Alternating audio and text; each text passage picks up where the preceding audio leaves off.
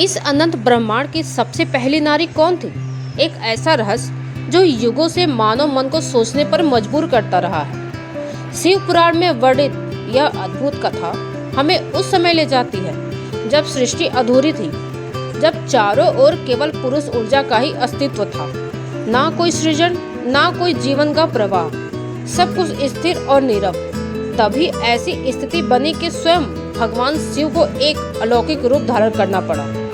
एक ऐसा रूप जिसने न सिर्फ सृष्टि का संतुलन बनाया, बल्कि पूरे ब्रह्मांड के विज्ञान, ऊर्जा और भविष्य को हमेशा के लिए बदल दिया। वही क्षण था जब पहली बार प्रकृति ने जन्म लिया, जब इस सृष्टि ने नारियों को पहली बार देखा, और उसी के साथ शुरू हुआ जीवन का असली चक्र।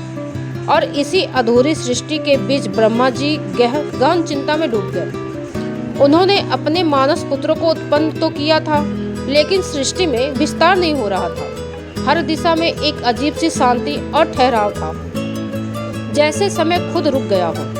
तब उन्होंने महादेव का ध्यान किया और विनम्र होकर कहा, हे त्रिलोकीनाथ, आपकी शक्ति के बिना यह सृष्टि अधूरी है। इसमें नारी तत्व का अभाव है। उनकी यह पुकार पूरे ब्रह्मांड में गूंज उठी और अचानक एक तेजस्वी दिव्य प्रकाश प्रकट हुआ। वह स्वयं महादेव थे, भस्म से विभूषित, जटाओं में गंगा और नेत्रों में अनंत सृष्टि का रहस्य लिए हुए। उसी क्षण महादेव ने अपनी योग माया से एक अद्भुत चमत्कार किया। उन्होंने अपने ही स्वरूप को दो भागों में विभाजित कर दिया। दाहिना भाग पुरुष का और बायां भाग एक दिव्य ममतामयी 16 श्रृंगार से सजी परम नारी का। यह था अर्धनारीश्वर का पावन प्रकट। वह पहला क्षण जब ब्रह्मांड ने माँ को देखा, जब सृष्टि ने संतुलन पाया।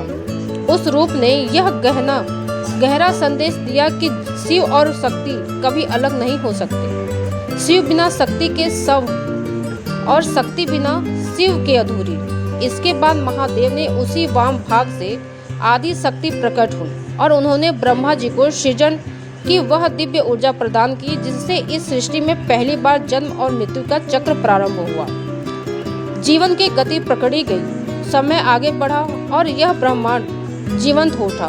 तभी से कहा जाता है कि हर नारी में वही आदि शक्ति निवास करती है जो इस संपूर्ण सृष्टि का आधार है, जो सृजन है, शक्ति है और स्वयं जीवन का मूल स्वरूप है।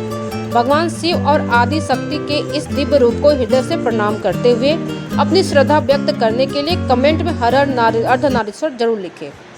लाइक करें, चैनल को सब्सक्राइब करना बिल्कुल भी न भूलें। हर हर महादेव।